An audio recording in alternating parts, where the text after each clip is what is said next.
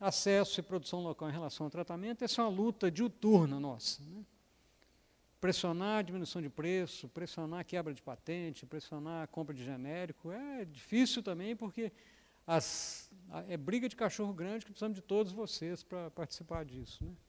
E terminando, Pedro, obrigado por ter deixado passar mais do que os 25 minutos que você tinha me dado, é dizer que a discussão que eu cada vez mais penso é que, fala assim, nós temos de empoderar as pessoas, né?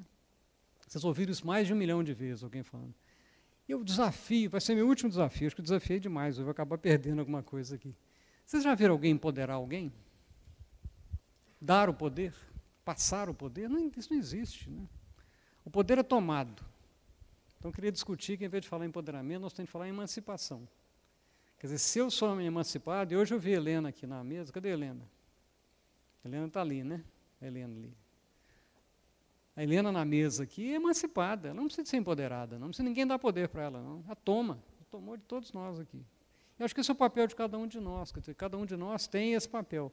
Quer dizer, emancipadamente, exijamos que as coisas sejam mudadas.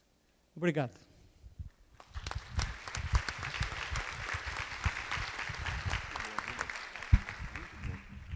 Obrigado, Disseu. Bem, na sequência nós temos o Luiz Fernando, em representação do Estado. Luiz Antônio, desculpe. Misturei com o Lula. Boa tarde a todos e a todas. Quero complementar Pedro Schecker como coordenador da mesa, o companheiro Dirceu, diretor do Programa Nacional de DST, HIV, AIDS e Hepatites, e a companheira Rosália, né, militante do nível. O Dirceu falou da questão essencial do ponto de vista da aplicabilidade da ação, né, ou seja, ela só acontece no município, e o papel do Estado e do próprio governo federal nada mais é do que dotar as condições, né, propiciar as condições para que isso aconteça de uma forma mais efetiva possível, mas que principalmente, apesar das fragilidades e principalmente do pouco ou do quase nenhum financiamento nas ações vinculadas à saúde pública de modo geral, os resultados que até então têm se configurado através do Sistema Único de Saúde têm mostrado que é possível fazer a diferença, sim. Eu acho que a gente tem que apostar nisso. Só para complementar o que o Dirceu estava falando em relação à questão do financiamento, né, que a AIDS ultimamente perdeu toda aquela possibilidade de financiamento internacional e que, na verdade, a linha econômica deste país, na verdade, mostrou que, a partir do momento que você tem um resultado, ou um pseudo-resultado, né, o custo-benefício tem que ser cortado muito mais do que propriamente sangrado na própria carne. Eu vou dar um exemplo desse ano. Nós estamos discutindo o orçamento da SVS, e vocês estão sabendo, ou se não sabem, ficarão sabendo a qualquer momento, sobre o corte que vamos vivenciar nesse ano novamente no orçamento da saúde, e a SVS, que é a área da vigilância em saúde como um todo, é a principal área onde estoura, onde arrebenta essa questão. E eu estava lembrando ali que praticamente dos 4 bilhões que são destinados no orçamento do Ministério da Saúde para a área de vigilância em saúde, mais ou menos 1 bilhão e 600 milhões, 1 bilhão e 800 bilhões vai para a área de imunobiológicos, na área de imunopreveníveis, mas aí um montante fechado, acho que 900, 1 bilhão para o Programa Nacional de AIDS, ou seja, só aí já dá 2.700, 2.800 bilhões. O restante que sobra, né, e é restante mesmo porque vem do conceito de resto, é para tocar toda ou todas as outras áreas ou as interfaces do ponto de vista de atuação da vigilância em saúde. Então, o que se conclui com isso é que o orçamento para a área de prevenção, promoção e intervenção de ações pontuais na saúde pública está cada vez mais minguada, e no sentido de que áreas por excelências que historicamente mostraram a capacidade de intervir na vida das pessoas com um resultado positivo, tem sido desfinanciada ao longo do processo. Eu não estou fazendo nenhuma lamentação, mas eu estou colocando uma realidade do ponto de vista do que é prioridade social, o que é o discurso de política pública e o que é, na prática, a possibilidade de operacionalizar isso do ponto de vista do financiamento e das condições necessárias para que isso aconteça da melhor forma possível.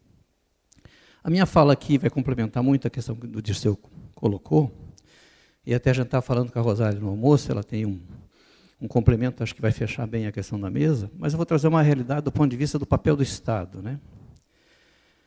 Ao longo de um bom tempo, as pessoas ainda não entenderam que o Estado perdeu a razão da execução da ação ou da intervenção de saúde diretamente.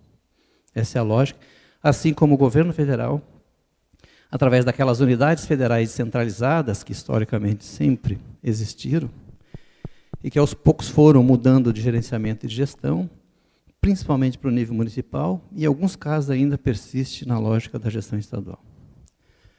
Eu vou trazer um panorama da questão do perfil epidemiológico de Santa Catarina, né, com poucos dados, basicamente, mas vou trazer um enfoque principalmente do que a gestão estadual pensou do ponto de vista da estruturação mínima que seria necessário para que a gente pudesse melhorar esse enfrentamento, ou seja, fomentar o serviço público, o nosso Sistema Único de Saúde, com uma capacidade de organização que tivesse uma melhor capacidade de respostas, principalmente aqui na questão das DSTs, HIV/AIDS, e não poderia deixar das questões das hepatites, que é, sem dúvida, hoje, talvez, né, um desafio que se coloca com muito mais complexidade e nebulosidade do ponto de vista do enfrentamento e daquilo que a gente possa trabalhar para um futuro próximo e um futuro a médio e longo prazo. Então, por favor, eu gostaria de passar lá alguns slides. Não tem?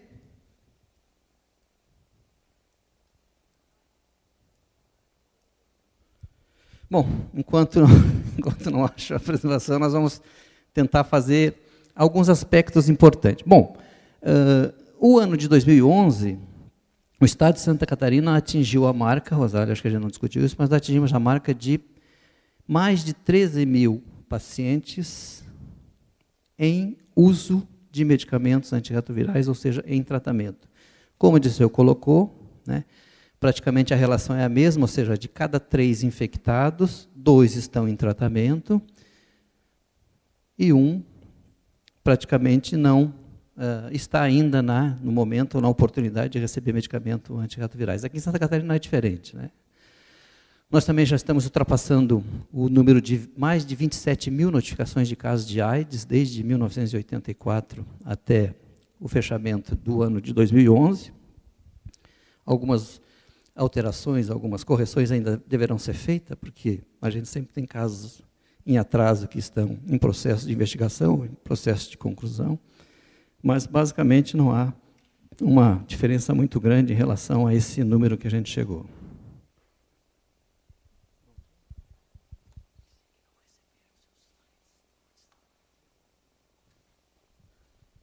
Vê se está ali faz favor,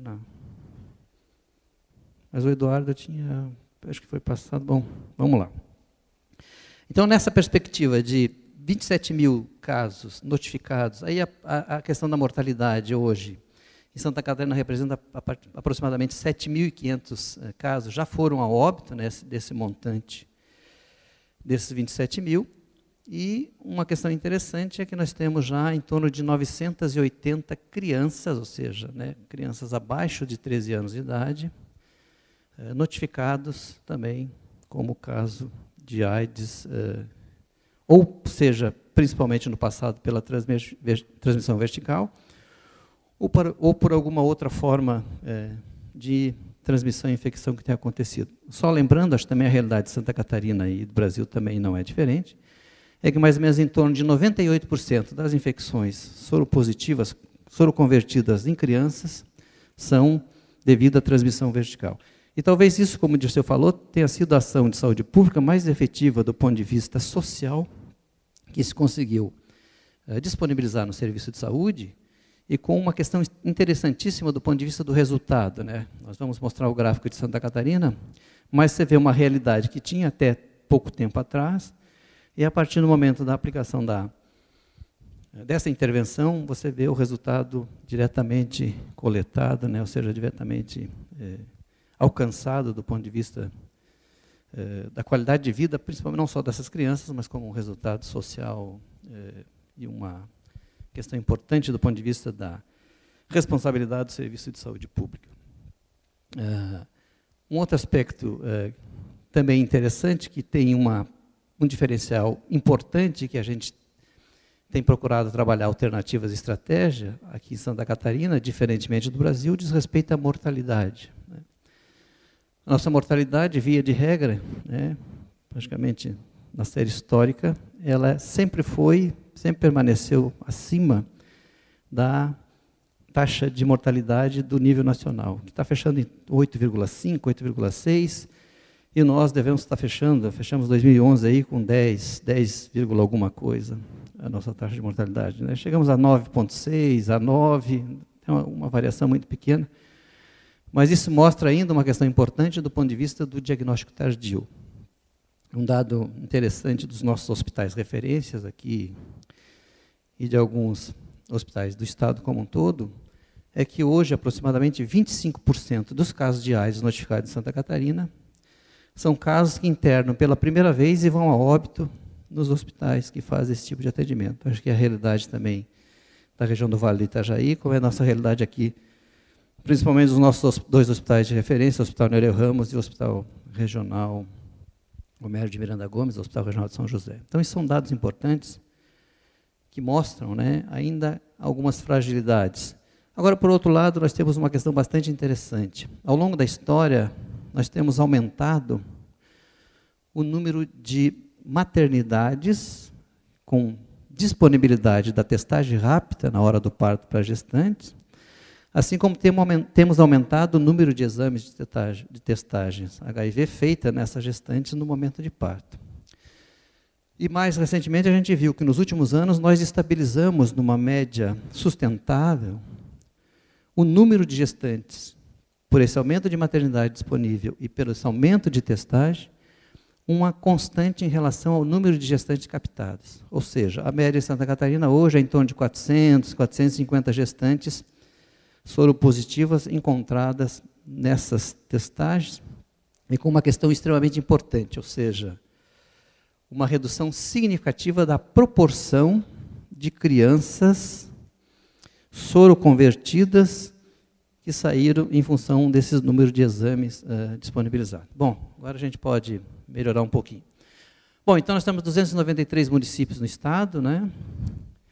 Praticamente 87% dos municípios de Santa Catarina já notificaram um ou mais casos de AIDS, ou seja, são 256 municípios que têm já esse indicativo instituído no seu serviço, do ponto de vista, né, de ter o primeiro caso e ter toda a forma de organização no processo de enfrentamento. Então, ali está a questão dos números de casos, né, 26.074 adultos e 942 crianças do período de 1984, que foi o nosso primeiro caso diagnosticado aqui, que diz referência a um homem no município de Chapecó.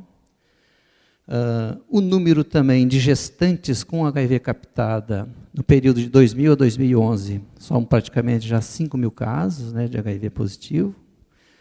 Gestante com sífilis, em torno de 1.100 casos. E sífilis congênitas, no período também de 1994 a 2011, 584 casos no estado.